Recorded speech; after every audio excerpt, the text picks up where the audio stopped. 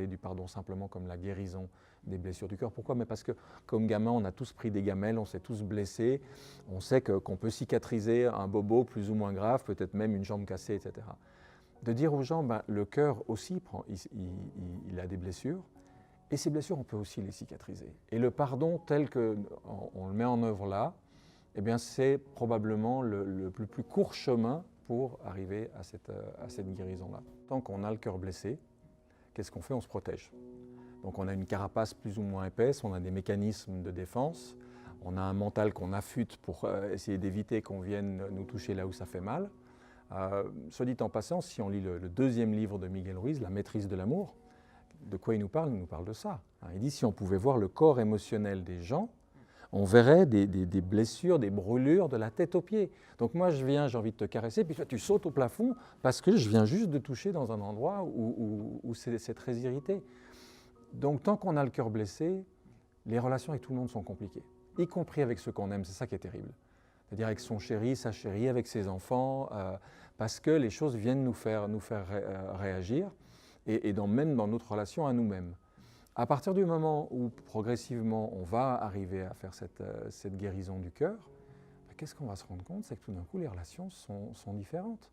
On peut laisser tomber l'armure, on peut laisser tomber la carapace, on peut être de plus en plus dans une relation cœur à cœur et même, j'ai envie de dire, âme à âme avec l'autre.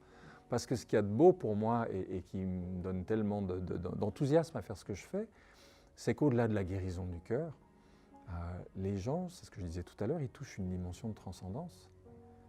C'est-à-dire que quand on parle d'amour inconditionnel, ok, c'est beau, c'est mignon, c'est joli dans un livre, mais quand tu le vis dans un cercle avec 15 personnes que tu ne connaissais pas 2 heures avant, quand dans leur regard, quand dans la rencontre, à un moment tu dis « Waouh, l'humain c'est ça, c'est beau comme ça ». Mais c'est quelque chose que tu ne peux jamais oublier. Alors bien sûr que le lendemain, tu vas te friter avec un collègue au bureau, puis que tu trouveras que machin dans la rue, il a une tronche pas possible. Voilà. Mais tu auras entrevu ça et tu sauras vers quoi tu as envie de cheminer derrière. Donc ça, c'est quelque chose, moi, qui me semble énorme. Quand on guérit son cœur, c'est progressivement la relation à tout qui va changer. Or, la vie humaine, on oublie de le dire, mais la chose la plus importante dans une vie humaine, c'est nos relations. Je peux avoir un salaire de ministre, je peux avoir une grosse maison, piscine, une grosse bagnole, tout ça. Si mes relations sont pourries, ma vie, elle est pourrie. La réalité, c'est ça. À l'inverse, je peux avoir des moyens tout à fait modestes, mais j'ai un cercle de relations dans ma famille, avec mes amis, etc., mais qui est tellement nourrissant que je suis profondément heureux, comblé, dans la joie. Quand tu t'interroges des gens qui sont à 2 doigts de mourir sur ce qu'ils regrettent, ils ne regrettent pas le million qu'ils n'ont pas eu sur leur compte en banque. Ils regrettent de ne plus avoir parlé à tel de leurs proches. La plupart des souffrances qui restent à la fin de la vie concernent nos relations. Et voilà, je disais tout à l'heure, le cœur est entre la tête et les mains. On peut faire de la pensée positive tant qu'on veut, on peut faire des pratiques physiques tant qu'on veut. Si entre deux, le cœur, il est coincé, il est fermé, il est malade, il a des abcès, des croûtes, etc., ça ne va pas le faire. C'est pour ça que, et vraiment ce n'était pas dans mes projets, hein, mais la vie m'a progressivement amené là, avec la rencontre avec Marshall Rosenberg, dont j'ai publié le livre en français, avec Miguel Ruiz, avec d'autres auteurs. C'est un moment de dire, mais guérir le cœur de l'humanité, guérir le cœur des hommes et des femmes aujourd'hui, c'est probablement ce qu'il y a de plus important. Parce que quand tu lis un journal le matin, de quoi t'entends parler? D'êtres humains qui ne s'entendent pas. Sauf que tu ne le vois pas, parce qu'un coup on te parle d'économie, un coup on te parle d'écologie, un coup on te parle de politique, un coup on te parle de relations internationales. Mais tu oublies que derrière tout ça, c'est juste des êtres humains, des hommes, des femmes, comme toi et moi, et qui, parce qu'il y a des tas de choses non réglées à l'intérieur, vont extérioriser ces problématiques dans leur couple ou dans leur entreprise, ou s'ils sont présidents d'un pays, ça peut prendre des proportions beaucoup plus grandes. Donc moi, c'est ce qui me fait dire, et je le dis souvent à la fin de mes conférences, je dis, je pense que le grand chantier du XXIe siècle, c'est la guérison du cœur. Et en m'empressant d'ajouter qu'il faut y faire participer tout ce qui existe aujourd'hui, que ce soit la communication non violente, que ce soit les accords Toltec, que ce soit Byron Katie, que ce soit... J'entends, on a une multitude d'outils de thérapie. Mettons tout ça à profit, que chacun trouve là-dedans quelque chose avec lequel faire un bout de chemin. pour donner un élément tout à fait factuel, hein, pour les gens qui sont très rationnels, qui ont besoin de chiffres, de trucs carrés, aux États-Unis, le docteur Fred Luskin est un peu monsieur pardon à l'université de Stanford.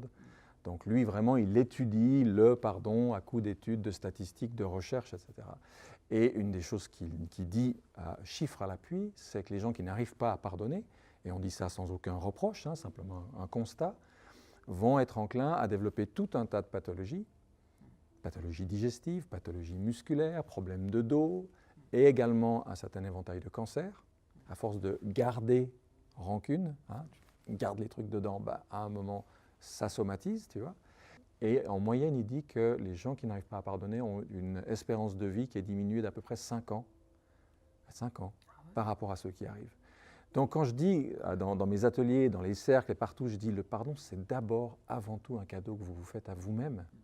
J'entends si je me blesse, si on m'agresse dans la rue, ou si je vais me soigner à l'hôpital, c'est pour moi que je le fais, ce n'est pas pour mon agresseur.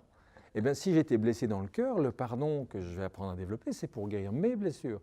Alors après, si derrière, ça me permet aussi de faire du bien à mon entourage et aux autres, et pourquoi pas un jour même à mon agresseur, tant mieux. Mais au départ, c'est quelque chose qu'on fait pour soi. Mais j'ai des gens qui m'ont écrit. Alors, on n'a pas été faire des recherches en laboratoire et en hôpital derrière, mais des gens qui m'ont témoigné de situations de pathologie physique, tu vois, de longue date, et puis qui viennent faire un atelier de pardon juste pour le pardon, et puis qui dans les jours ou les semaines derrière disent oh, « c'est incroyable, j'ai cessé d'avoir mal là, j'ai ça qui a changé, j'ai ça qui s'est transformé ». Alors après, c'est des expériences qui varient selon chaque personne et selon ce qui s'est passé. Mais moi j'ai envie de dire, au-delà de tout ça, une des choses pour moi les plus essentielles dans ce travail-là, c'est de se réconcilier avec soi. Parce que s'il y a une chose, moi, qui m'hallucine, c'est de me rendre compte le nombre d'entre nous qui sont dans le jugement de soi, les reproches, la détestation, la critique permanente. Je suis trop nul, de toute façon, je n'y arriverai pas, et puis si, et puis je ne suis pas bon en sport, puis je ne suis pas bon en maths, et puis je suis un mauvais père, puis je suis une... Waouh! Non, mais c'est vraiment impressionnant. C'est-à-dire, comment est-ce qu'on fait pour élever des enfants qui vont intégrer depuis tout petit à travers leurs parents, leurs adultes, les profs et tout le monde, autant de critiques, autant de jugements à l'intérieur. Il y a une espèce de juge intérieur qui n'arrête jamais 24 heures sur 24. Et le jour où tu arrives à transformer ça, le jour où tu arrives à ce pardon à soi-même et à cette réconciliation avec soi-même, en disant voilà, je suis comme je suis. Je ne suis pas un saint, mais je ne suis pas le dernier des ratés non plus. J'avance, je chemine, des fois je me plante, je fais des conneries. Même avec les meilleures intentions du monde, des fois je fais des bourdes, mais ce n'est pas croyable. Et à un moment d'être en paix avec ça, et d'être bien avec ça. Et ce qu'il y a d'extraordinaire, c'est que le jour où tu arrives à ce pardon à soi, où tu arrives à cette réconciliation avec toi, mais toutes tes relations changent parce que c'est la clé de voûte de l'édifice.